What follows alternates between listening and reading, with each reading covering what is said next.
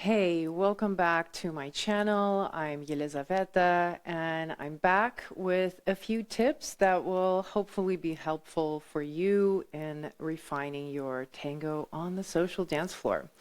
Today, we are talking about variación. This month with my students, we've been exploring variación and talking about what is it that's required to dance to D'Arienzo's arrangements in a musical way.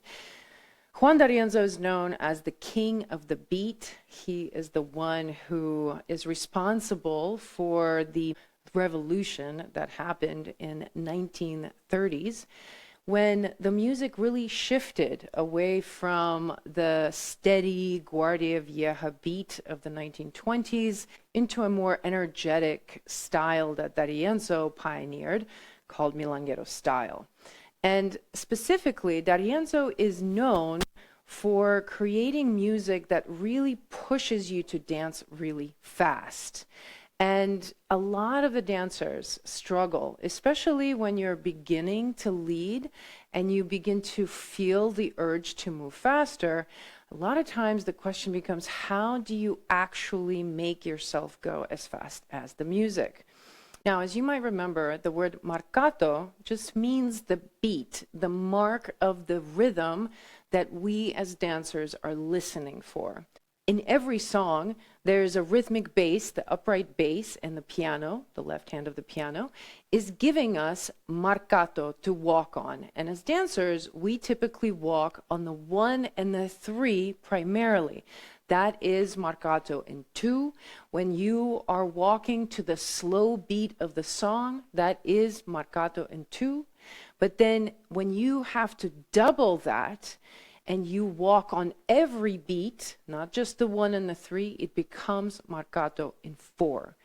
And to dance marcato in 4 is actually a separate, very interesting technique. It's not about vocabulary, it's not about memorizing any kind of patterns. It's about the ability to continue to walk on every beat without stopping.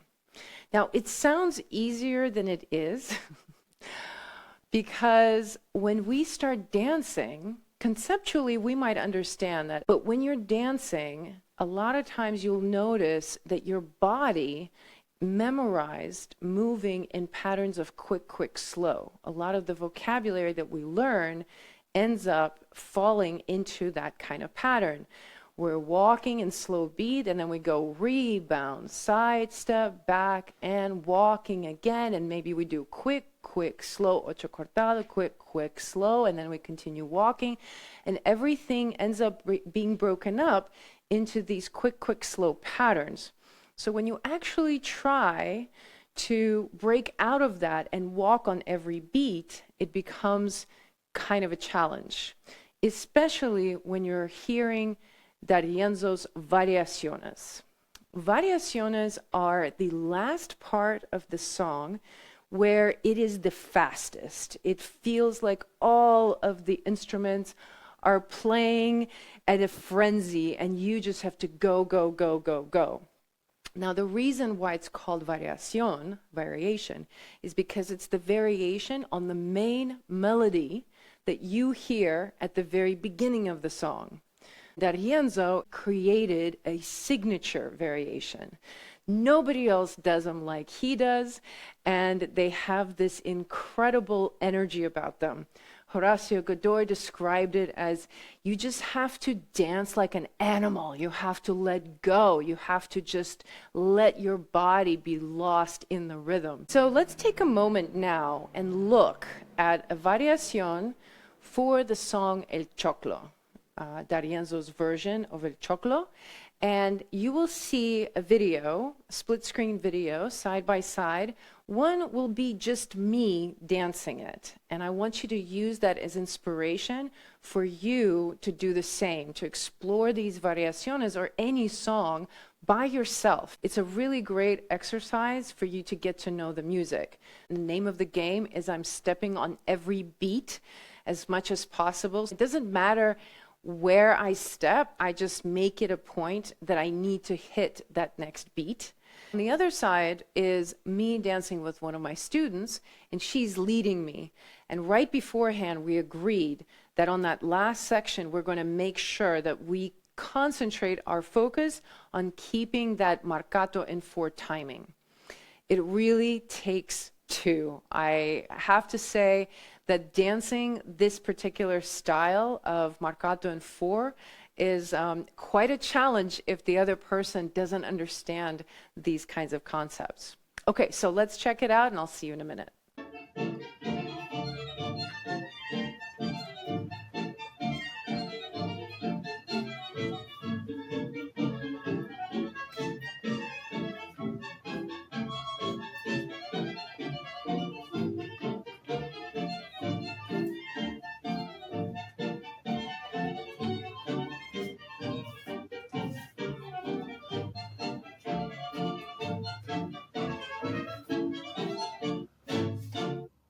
So the difficulty of dancing these kinds of passages with a partner who doesn't understand the music is the fact that 9 times out of 10, they're going to be stuck in the quick, quick, slow pattern. So if I dance with the leader who primarily knows these patterns, then I as a follower can't really connect to the marcato in 4.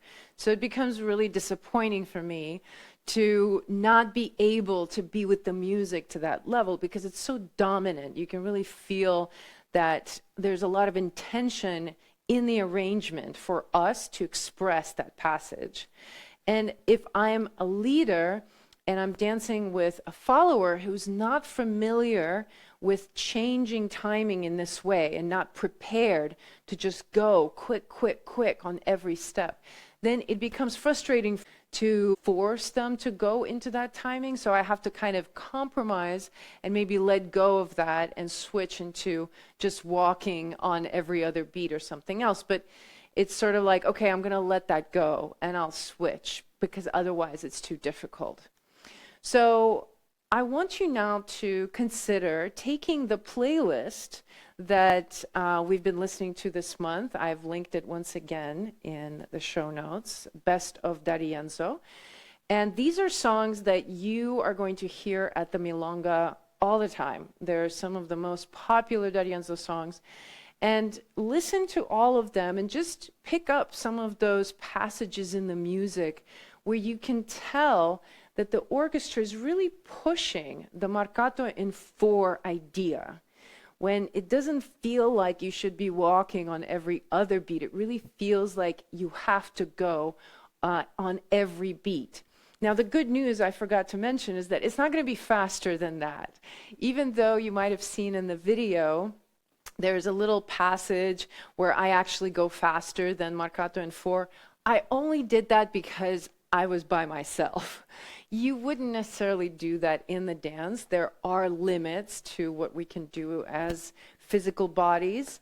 And when it comes to timing, marcato in 4 is really like the fastest timing that you have to master. Anything beyond that is more of like a little detail or an accent. So that's the good news. So I suggest that you take the playlist that I've shared and listen for those passages and recognize when you need to be dancing marcato in 4 and practice. I would highly recommend you practice by yourself because really, unless you have it in your body first, it's really hard to manufacture it with another person. As a follower, maybe you can do that, especially if you're very sensitive. You can kind of absorb the timing of the leader. But as a leader, if you lead, these timings are very difficult to implement with the other person if you don't have them by yourself. So put the song on, you can put some headphones on and walk it out and see if you can show the marcato in 4 where it's needed. Now, if you're interested in learning more about D'Arienzo specifically, this month I did a special webinar on D'Arienzo and we dissected some of his songs and talked about the various layers to pay attention to when you're dancing to him. So check it out. It's inside my online program called IMSO Tango School Online.